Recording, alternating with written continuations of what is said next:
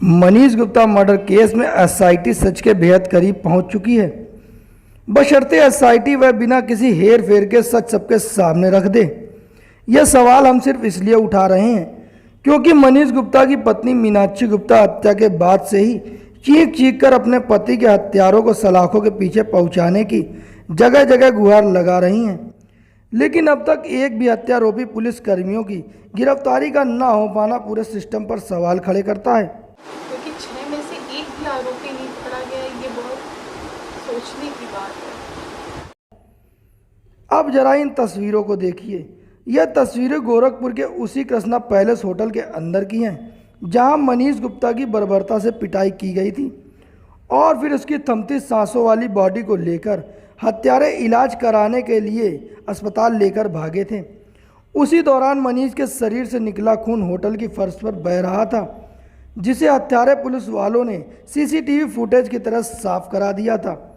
लेकिन जैसे ही एसआईटी की टीम ने होटल की फर्श पर केमिकल डाला तो खून के धब्बे स्वतः ही उभर आए, जिसकी तस्वीरें अब आपके सामने हैं। अब जरा मनीष के शरीर पर लगी चोटों के निशान पर गौर कीजिए। रूह कांप उठेगी क्योंकि यह वायरल तस्वीरें चीख चीख कर सारी हकीकत बयां कर रही है और अब तक मीनाक्षी गुप्ता द्वारा लगाए गए एक एक आरोपों की तस्दीक कर रहे हैं। डॉक्टर साहब, जिस रात कारोबारी को यहाँ लाया गया जी, उस वक्त क्या कुछ हुआ था आपके हॉस्पिटल में? देखिए वो लोग 12:30 से 1 के बीच में आए थे यहाँ पे, जिसमें एग्जैक्ट टाइमिंग आपको सीसीटीवी में मिलेगा रिकॉर्ड में, जो रिकॉर्ड ले जा चुकी है पुलिस। ठीक है, और वो लोग आने के बाद उन्होंने बताया कि पेशेंट एक चेकिंग के दौरान एक लड़का घायल हो गया है जिसके नाक और मुंह से शायद ब्लड आ रहा है, उसको थोड़ा देख के मरहम पट्टी कर दी जाए। तो हम लोगों ने पेशेंट को जैसे ही देखा, हमें बीपी और पल्स नहीं मिल रही थी उनकी। ठीक, तो हम लोगों ने उनको तत्काल ही बीआरडी के लिए रेफ़र करा दिया।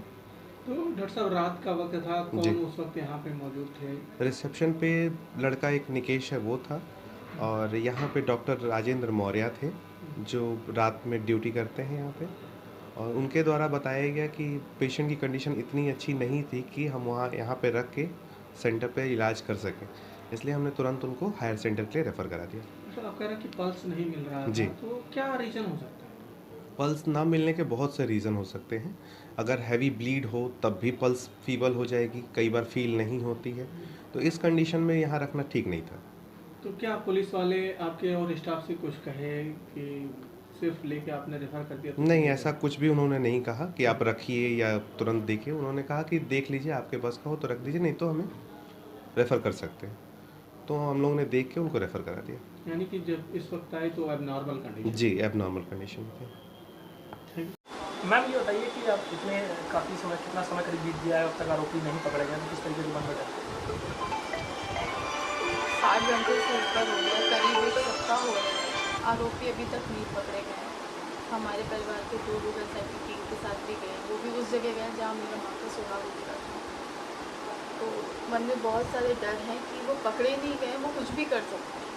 जब वर्दी पे होके वो हत्या कर सकते मेरे पति की, जिनकी कोई कसूर नहीं था, तब तो उनके पास एक वजह बन गई है कि मैंने उनके खिलाफ एफआईआर करी है, तो वो मेरे परिवार को क्षति पहुंचाने की ज़रूर कोशिश करेंगे।